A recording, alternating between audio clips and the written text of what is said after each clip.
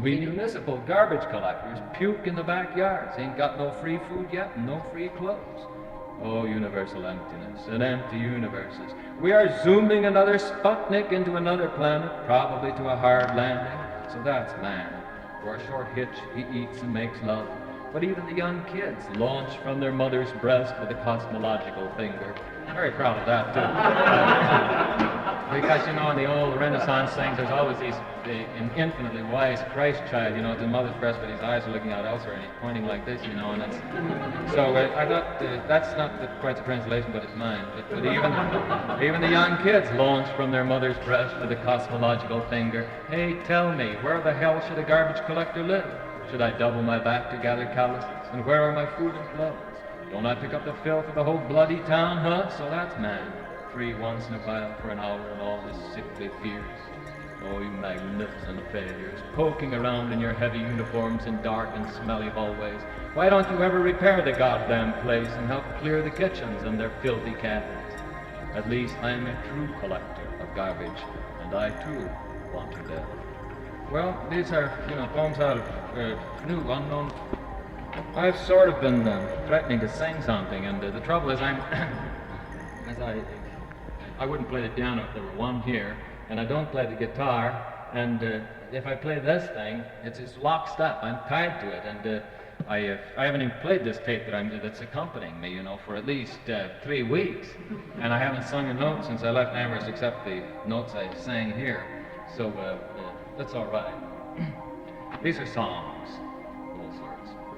So this is my accompaniment. I hope it works. If it doesn't, I'll just stop. This is just a song called All the Lovers That You Ever Knew.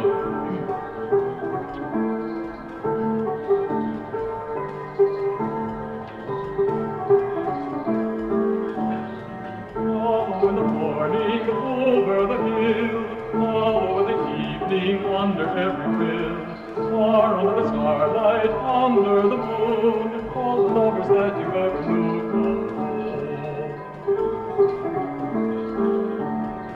One out in the valley, one in the town, one under the sea cliff, washing in the moon, one over the mountain, under the moon, all the lovers that you ever knew.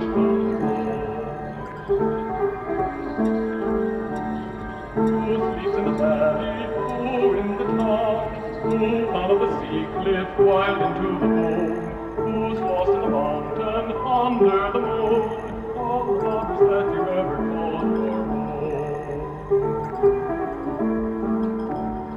Out into the valley, halloo the town, knock your head on the sea cliff and gather up the foam, run over the mountains, cry at the moon, all the lovers that you knew have long gone home.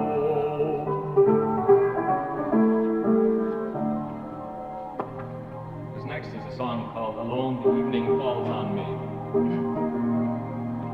Sometimes I wonder, just trying to remember it here, you know, whether I'm supposed to start singing now, and I'll get to the end of the song and I won't have a compliment for the last dance.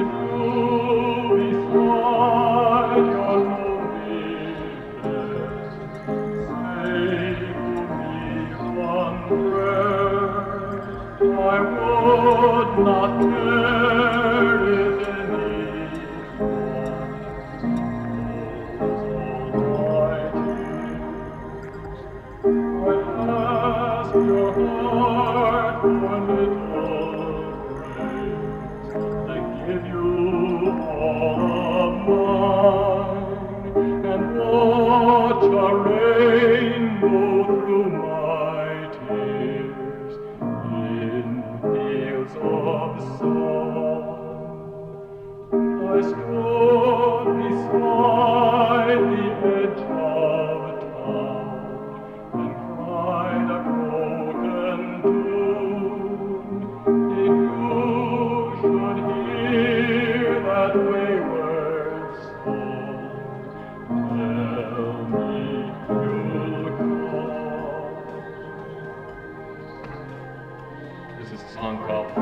jump on my back.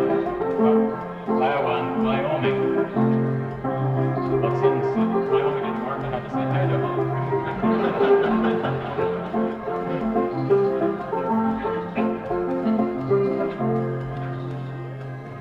Jump on my back, I'll carry you to Idaho. Jump on my back and back to Iowa. When we swim Missouri, I'll keep you warm and dry. When we cross to Iowa, kiss you by and by. Jump on my back and don't you tumble when I walk. Jump on my back and don't you sing or snore. Lead you by your pretty tail till we're almost full. If you're not my aching heart, I'll leave your careful crumbs. Jump on my back and don't you jabber when I walk. Jump on my back or when you rather walk.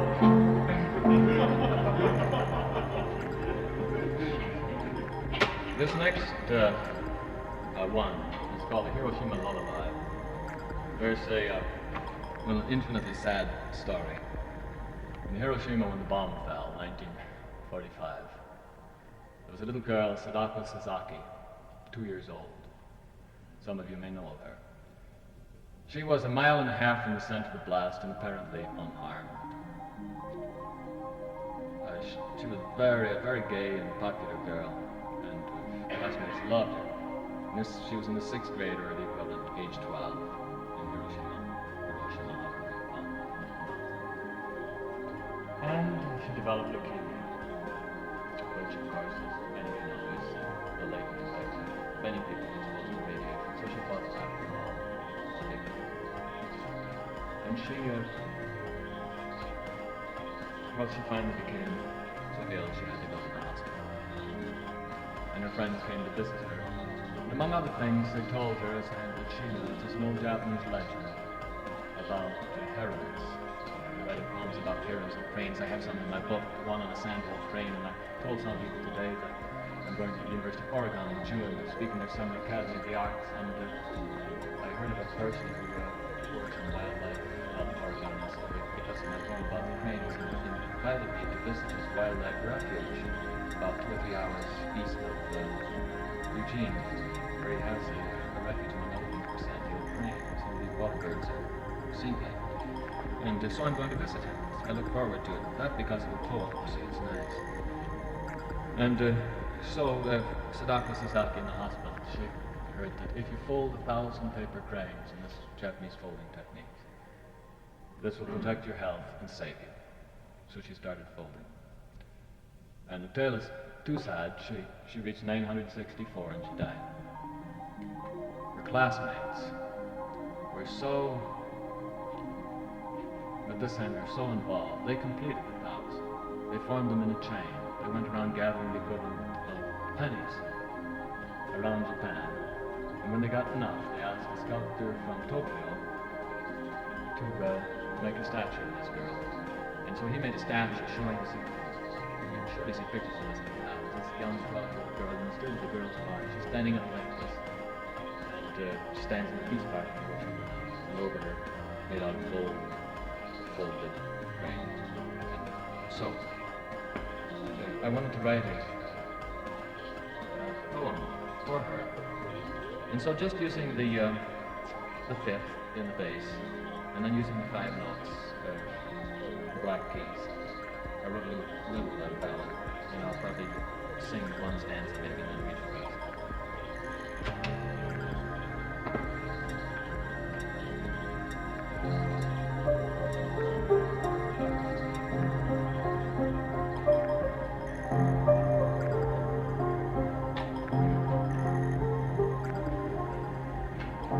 Sadako, you have gone beyond the fire's fear.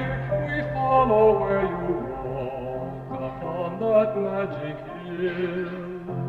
The Hiroshima birds come back across the sea into the city square. Sleep now, Sadako, sleep. Now on the darkest night, the shadows on the waves lift from your fallen eyes upon a cloud of cranes. They march across the sky, 1,000 in a line, to keep their watch upon the children in their dreams. Sadako, here's a star. the cradle in your hand, and fly around the sun, and nest upon the moon. Sadako, paper girl, ride on your 1,000 wings, and cry your gentle prayer. We fold your paper cranes. I wanted to write a civil rights song, something that you could march to in Madison Square Garden. And that's a marching song. That's like that.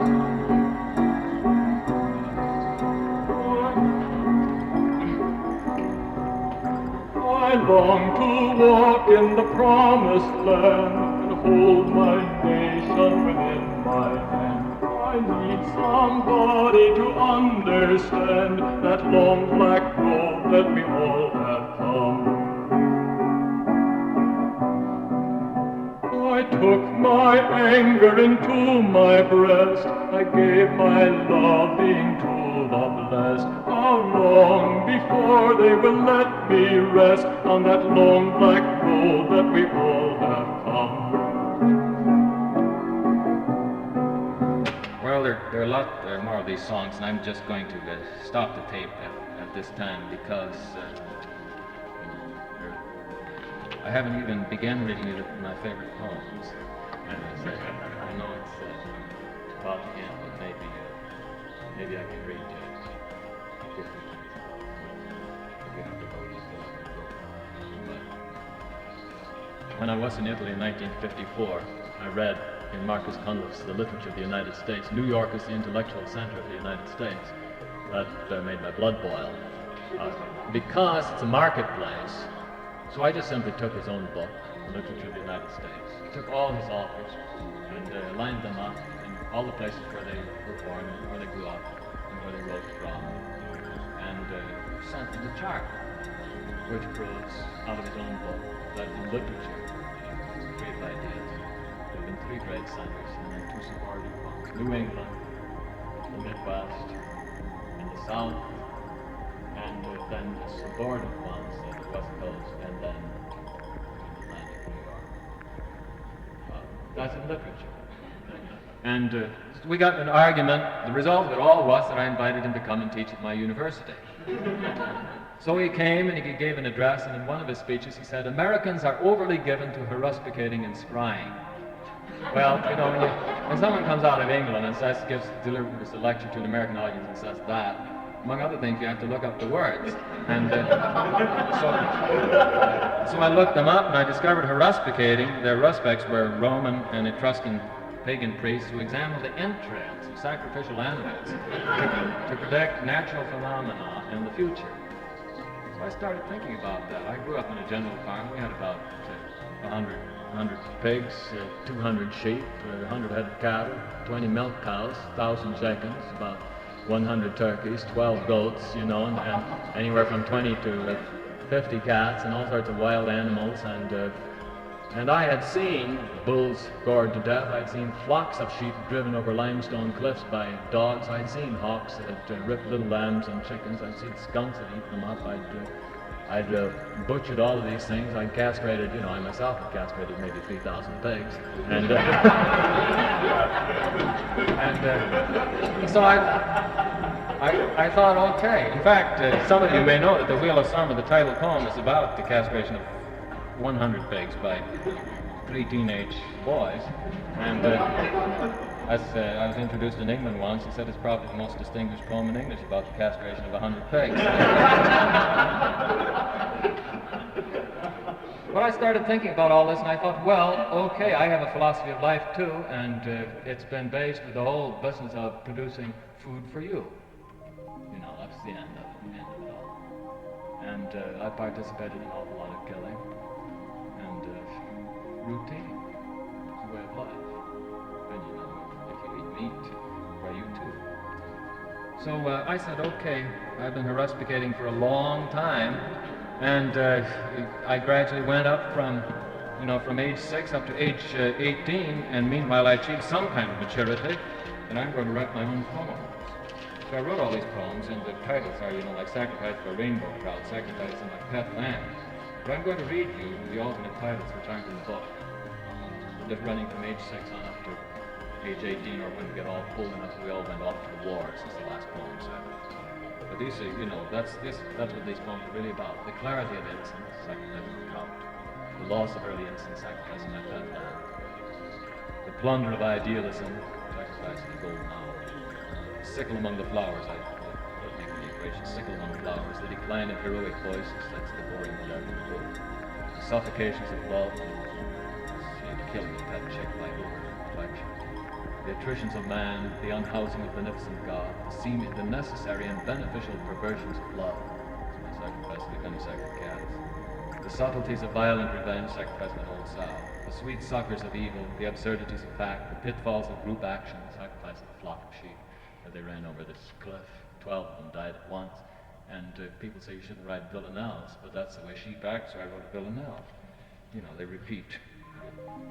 The Catechism of Human Culpability, Eric, the human suicide of a man. The oddities of affection, the sacred violence of purity, the bounties of natural love, the winter of the Cold War, the sacrifice of grey wolf, the decline of natural instincts, sacrifice of 3 wild geese, the tyranny of fixed ideas, sacrifice of red squirrel, the dream of the ultimate Holocaust, sacrifice of events, and the warfare of the sensuous past, sacrifice of my Aunt Maria. And then it all culminates in the longer American poem, The Wheel of Summer, which is just simply coming to maturity of man. I read a few of these. Sacrifice of a Rainbow Trout has no music, but I oftentimes start singing when I'm reading it, but I'm not going to now. I've done that. Suddenly, this is 6 years old. Suddenly from the rocky spring, a trout hung trembling in the air, a jewel to the morning sun. And then upon the mossy banks, raining with rainbows up he leaped and tumbled wildly in the grass. I ran to catch him where my hook pinned him behind a crusted rock and ripped his mouth and gills apart. I pulled his foaming substance off, perfection of naturalness. I pulled his foaming stomach clean, washed my fingers in the spring, and sat down and admired him. His sunlit scales upon my hands, I wrapped his flesh in leaves of elm and homeward singing carried him. I stripped him of his ivory bones, then held him shining to the fire and tongued his body to my own. And that was the supper that I had, while my imagination fed its silver hook upon the world. I'll skip the lamb and read the owl.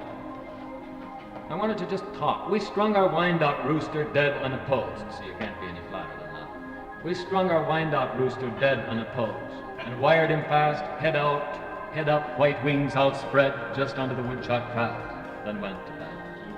All night those great jaws looking at the sky above the swollen eyeballs of our cock waited for morning, but nothing made them mock. Whatever it was that fed upon our world delayed his visiting, or else mistook those puffed red waters with too close a look. We thought it was some talon out of heaven, some claw hook of the sky, some steel hooked beak with which we hoped our woodchuck trap would speak. At last it did, diving at striking noon. A golden owl spilled downward like a sun, split my blue sky, and with the trap was run. Feathered chain sang out and jerked until I whacked his twisting head against that post. He flopped, then ebbed, and dangled with his ghost. I took him to the woodshed, sprang my knife, and slipped the shining golden breast apart, only to find a miserable small heart. Then Father cried, "Go take the rooster down." I burned him with my trash, then ran and stood the owl's heart on my new split kindling wood. I called it kilting then, the owl's heart on my new split kindling wood. I made a little ritual of that fire to warm my heart, but wept above that breath, singeing the tough, cold bitterness of death, and choked on the foulest odors of his wings, while all that dazzling plumage fanned upon the plundered underworld which we had won. Read the one of the neighbors. No one can live in a farm area without seeing, over a period of years, people lose fingers, toes, arms, legs, in various ways. I was on a reading tour actually when Kennedy was killed, and I was actually in an auditorium about to start reading these poems when it was cancelled because of the announced death of the president. I couldn't have read them, but I didn't know what I was going to do. I was just sitting there at 5 minutes from starting time. But this is sacrifice to my neighbors. wonder at the world's madness. Don't tell your heart to toll most tenderly and toss in a kind of comic sadness, while we count our neighbour losses part by part. There's no loss until the final loss. One lost his hand in the corn shredder. One lost his hand in the corn shredder, the clockwork claw striking with anonymity, measuring space before them beyond the saving speculative cause, surprising him and still amazing me. One lost his toe in a woodpile, the indifferent axe pursuing the arc of the driven arm beyond the dry wood splitting, having no mind for what its body lacks, steel head on wood adjudicating harm. One lost his arm in a flywheel, the gasoline belt wrenched and ripped, stuttered and ran to grind the grain in the corn mill, and that rude noise said what it had not felt in that rude juncture for the assistant man. One lost his right leg under a tractor's rim, muscle and bone dissenting there in a circular steel tremor. Invading him, it made discreet in him that symbol of the body's messenger. One lost his child in flood waters, when walls of rain collapsed on neighboring hills and streamed over the valley pastures. He had not read the clouds as an ocean plain until the water crashed our hearts and screamed. One lost his mind to his childhood. We saw those dumb erosions backward from that shore where we had lately known him, being as strong and handsome as they come. Now he is scarcely 2-3 years or more. One lost his love to a madman who sped through night with pistol and teeth flashing and went down with her death in the morning, a darkness upon darkness, even at light, since no one who kept his mind would guess what it meant. One lost his heart to a mender who trembled as hope. Oh Jesus, the miracles of men are blind in that great valley where time engages the eternal snow, and once run down may not be found again. And I lost my fear in these losses. Though they carouse stealthily with my neighbours still, many are not failing, and I am surely walking in that house where mine will not, though my body will. The sacrifice of a gunny sack of cats. I read it in New York City. I didn't know that the officers of the Society of Friends and Prevention of Cruelty to Animals were sitting in the audience. After I went back to Amherst, I got a letter from them saying that every year there are 25 million unwanted pets born in the United States. And we secure funds to get the females spayed and get the males castrated. And your poem, The Sacrifice of the Gunny Sack of Cats, is perfect for our purposes, for our annual appeal. And could we, could we use it, please? I thought, my God, I read this poem, I do all these things out of a great affection. And this is the thing, you'll have to forgive me, but this is what occurred to me, I just had this great affectionate conception of the whole thing, and now that they wanted to turn it into a kind of contraceptive, and and then I thought, well, okay, what can I do at this point? And so, showing this charming little picture, it's a dog and a little puppy dog, a little kitten laying their heads against each other. It's their annual appeal, and on the back of it is my sacrifice of the gunny sack of cats. And when I travel around the United States, even now, I often wonder in what town did I do in this poor little male pet or this female, cooperating one way or another. It's like, I have to refuse to pay your taxes. You don't know what you're maiming at a certain point. But that's an example. I wanted to start from the most ordinary thing and see how we can carry it. And this is a sacrifice of the gunny sack of cats. The quick small bubbles popping the gunny sack, hooked by a pitchfork braced in the cattle tank, almost unhinged my heart and made me drop the stick with which I forced the young cats down. A population explosion, that's what it was. With 12 mother cats and a year of visiting toms, we met September with the wildest host of squinting eyes behind our milking cows. We divvied them up among the brothers and sisters, and each had only 6. But since we were 9, my father thought things were getting out of hand. Next day I received my melancholy orders. You'll have to catch the most of them and drown them. Just tidy up the place and make it normal. 54 cats? Why, that's an infernal nuisance. Think what would happen next year. What could I tell him? So there I was dashing with my gunny sack into the bins and under the stalls and mangers. The wild ones scratched me, but I thrust them in. The tame ones, So I brushed them with my cheek, sighed and kissed them, then I thrust them in. I climbed the ladders to the highest boughs, ran through the orchard under the heavy apples, and crept among the tall weeds by the grand lake, until I thought I could not bear that cross. I dropped it once. That made it twice as hard to lure them once again into that room and barrel backward to the spermal walls. But there I was, filthy, bleeding and sick, tired and thirsty, my cord pulled at its neck, the undulating coffin on my wagon trudging down to the sea, my cross upon me. The thorny dissonance of dying song over the squealing of the wagon wheels ran up a cloud of dust that nearly drowned me. It is one thing to think and one to do. I wanted to avoid the thinking and the doing, and quick be done with it and off to play. But you can see this didn't work too well. 33 years to get that cord untied. I stood in the dust manure at my feet, the green scum in the corners of the tank, eyeing my smothering conscience toward a size my body could not hold. Oh God, I seized that squirming sepulchre, that crying tomb, that leaping heart familiar as myself, and heaved it from my homemade hearse and plunged it back to evolution. Hooking the portal, I ticked 5 awful minutes by the hours, damned by the furious bubbles where they broke among my unwashed hands. And then I went up to the barn to find my mother cat. We sat in a beam of sunlight on the floor, petting and purring, while out of a knot-hole eye hung in the roof of God, the motes of dust sang of our words and our curious loves. One hard poem about the old sow, which says something about this world. They said she was wild when the old sow ate the pigs. She farrowed into the straw into the stock-warm barn early in March. I caught her crunching the last one in her jaws, then plumbed the filthy patch, gaped and swallowed my breaking newborn tears. My brother rushed to the sow, you goddamn bitch, jabbing his pitchfork in the blood mother's flank. You devil, my God, you goddamn devil, my brother screamed, trumpeting all the 4 ends of her pen wherever she crashed. You bitch, you goddamn bitch. I squeezed my eyes again at the rawest noise, flung like manure on the squealing boards. How could I know, my small hands to my heart, that this huge barn of a world was also stuffed by Darwin and Marx and Freud at the feeding troughs? And so at last there were only 112 pigs to be raised. And since the old sow had fed on the offspring she conceived, we strung her up and slit her throat and stripped her down and ate that succulent rib with which we kept alive.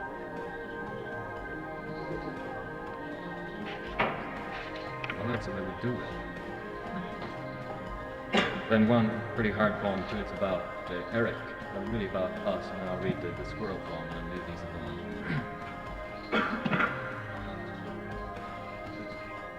Okay, this actually I had mine, uncle, David Uncle.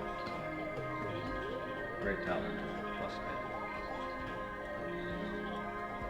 Missing our neighbor, we searched the empty shacks.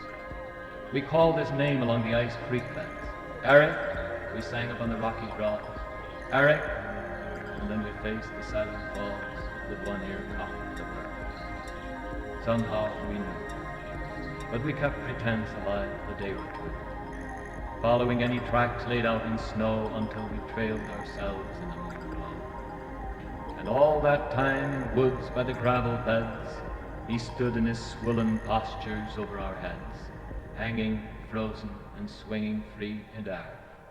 We stopped a few feet off, too baffled there to talk or move. Someone took off his hat. Well, he was found.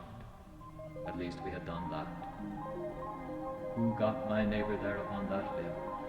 All those dark faces murmuring at his back.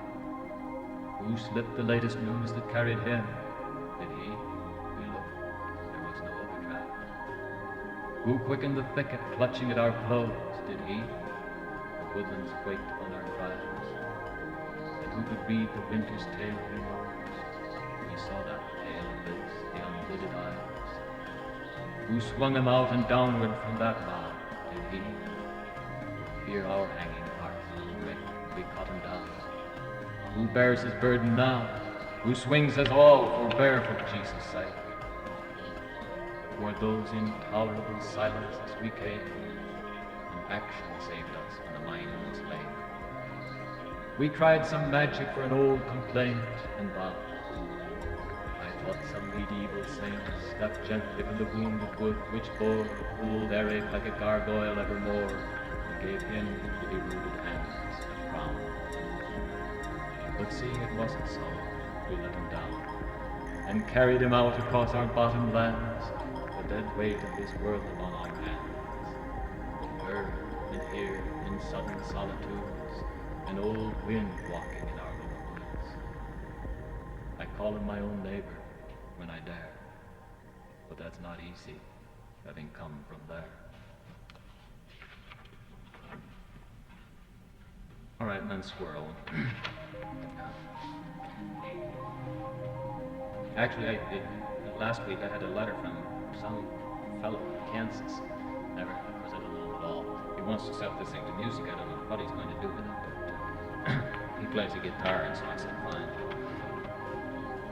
And just about anybody who gets caught in a rut. I must say that after this I'm going to read one little ballad on Anthony Stevenson. Leaping from oak to oak, tangled up in the woods, gray squirrels and reds scrambled in elegant furs with nuts in their heads. That was their life. They didn't know any other. Spring, once arrayed in sun-checkered flowers, stood in its climate of shade, crying, "Squirrels, beware, beware, red squirrel, run! The fixed ideas are coming to hunt you down." 3 boys strolled up to the woods from neighboring farms with a .22 gun. They wanted a red squirrel fur, red squirrel run. That was their life. Why should they learn of another? With targets and trees, with trophies of suns and squirrels, the rarest of these, crying, "Squirrels, beware, beware, red squirrel, run! The fixed ideas are coming to hunt you down." Bang went the gun, gray squirrels ran into their holes, and red squirrel now, with his front like flapping, flung to the uppermost bough, quivering with life. If he would know of another, some instinct could hide himself around on the opposite side, crying, "Squirrels, beware, beware, red squirrel, run! The fixed ideas are coming to hunt you down." Red was the sheen of his coat, and it glistened in sun redder than red. Teetering high on his claws, he chattered and bled and hung to his home. How could he cling to another?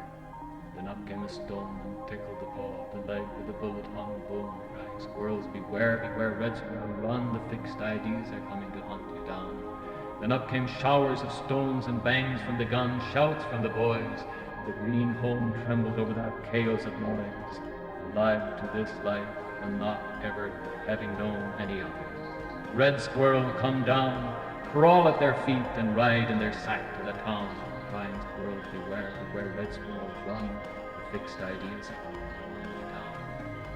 Now in their hall, he hangs on the needle of pins, while near boys comb the wing-lapping fur flew in the area's hall, and that was their life. They still do not know anything. So wild red woods have come on with red, white in your great green hoods and proud squirrels, beware, beware, red squirrels, run! Fixed idea. The ballad first. I don't have it written, but I think I know. The state tree bird and flower of Illinois is the oak cardinal and violet. That's green, red, and violet. Struck me that's half a rainbow. That seemed like Anna Stevenson's life. Great theoretical life, unfinished, has to be completed by someone else. I asked what's the other half, they're yellow, orange, and blue. And his home at Libertyville, Illinois. You can't improve on that for the title, Libertyville. Has a river, the Des Plaines River, that's before it enters the Chicago drainage system. It's a nice blue stream out of the Wisconsin woods. That's blue, sky is blue. The light by day is orange and by night yellow. That's the full rainbow. There is a fountain in the wood. It's called Libertyville, and that's not the ground about the state tree bird and flower of Illinois, and I wanted to, for the school children of Illinois. There is a fountain in the wood, and by the fountain a green oak, and in the oak a garden. And by the oak's abiding root, a leaf and flower abide. And if the elder oak be green, the red birds whistle clear and low, and the low violet sweet and blue, as half a rainbow, with the dust and the sounds. There is a river in that wood, sky blue water, and a disk of midnight sun and midday moon. If any traveler looking out from the deep shadows of his mind can tell what banks to lie upon and drink beyond the ocean, that's half a rainbow. There's the flower at the edge, the blue waters. In the oak, the sun and moon have built a nest. And in that nest, you may have heard, there is a bird. And in his beak, there is an eagle. Now in the morning of her death, I think of Noah riding high upon some possibility toward Africa and everlast. But that's a rainbow, and the tale is fragmentary still, the rest depends.